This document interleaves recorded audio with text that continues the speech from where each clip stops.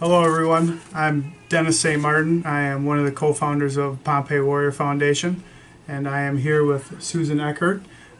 She is our son Leo St. Martin's dietitian here at the Mayo Clinic, our pediatric dietitian here at the Mayo Clinic. And first off, I want to say thank you, Susan, for being a part of our team for Leo and doing such a great job with us. Very exciting to work with you and Leo. It's been wonderful. It's been great. And the other reason we have you here is to answer some questions about the ketogenic diet and how it affects your body. Okay. So, first question is, could you tell us about the ketogenic diet and the history with the Mayo Clinic?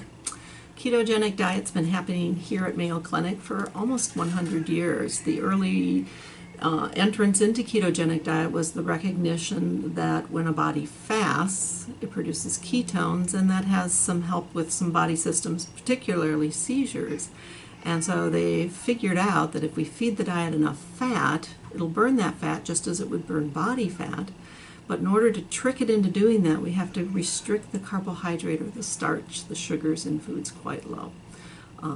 And it does require some monitoring to make sure we don't upset the system too much, because obviously our bodies like carbs, and so when we switch off that fuel source, we need to watch carefully. Yeah, and you need to, like you said, supplement on a couple different things, but it is a very doable thing.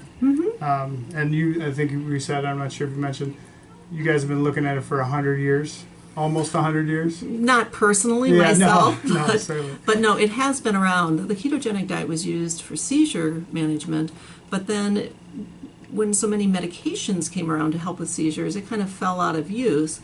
But in my history here, we've always had someone on ketogenic diet. We've used ketogenic diet for the treatment of seizure disorders. Sure. And Pompe? now for maybe Pompe? Yeah. So there's lots of myths about the ketogenic diet not being something that you can sustain for a lifetime for health reasons. Is that true?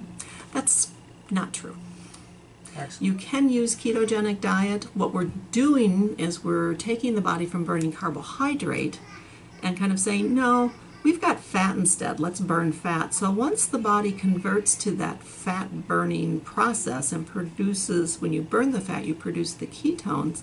Once your body is into that system, it functions fine. It functions just like a normal body would. We have some concerns about vitamins and minerals, so we supplement those. But yeah, no, you can maintain on No a ketogenic. different than someone going to get a vitamin C for their child, or well, a little different maybe. A little different though. Yeah, a little sodium. Yeah. Okay, so it is something you can sustain for a lifetime. And can you tell me exactly what the ketogenic diet does? It transforms your body. I think you already said it, but from... It basically makes your body, when we push the fat content of the diet high, it mimics starvation in that it starts to break down fats, and it uses different metabolic pathways to burn fat as compared to burning carbohydrates like breads and rice and sugar and that type of thing.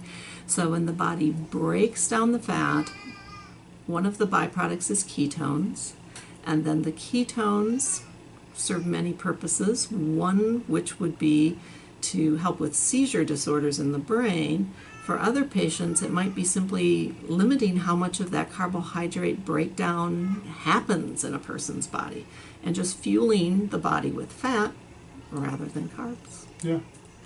When we do that, we always have to make sure we get adequate protein to keep the body. You know, I've talked about fat and carbohydrate, but protein is an important piece of this as well.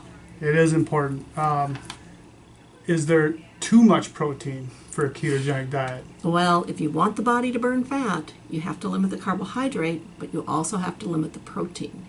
Because if the body's getting more protein than it needs, it'll just convert some of the protein to carb. Which is sugar. Yeah. Which then it's competing for the fat, and your body really likes to use carbs. Yes. That's the way most of us have evolved, and that's what we burn. So if the protein is being converted to carb, you're not going to be burning your fats and making your ketones. Yes. So if you are ketogenic, protein is important, but it's important to fill the tank and not overfill the tank. Exactly, because if you've got too much protein, you're eventually going to make some carbohydrate from that through another of the body's pathways. Would it be a true statement to say that the ketogenic diet will be a high-fat, moderate protein, high-fiber diet? We generally say high-fat, adequate protein. For young children, we calculate what their protein requirement is for growth, and then we monitor growth very closely. And fiber, gosh, I wish there were a way to pump a little more fiber into everyone, right? into it. Yeah. Okay. So it's high-fat, adequate protein, and just a little bit of carb, really to make it palatable. Okay. All right. Well, thank you, Susan. I don't know if there's anything else you'd like to add. Otherwise, thank you. And thank you for everything you've done for us and that you continue to do for our foundation. Yeah. So, thank You're you very more much, than Susan. welcome.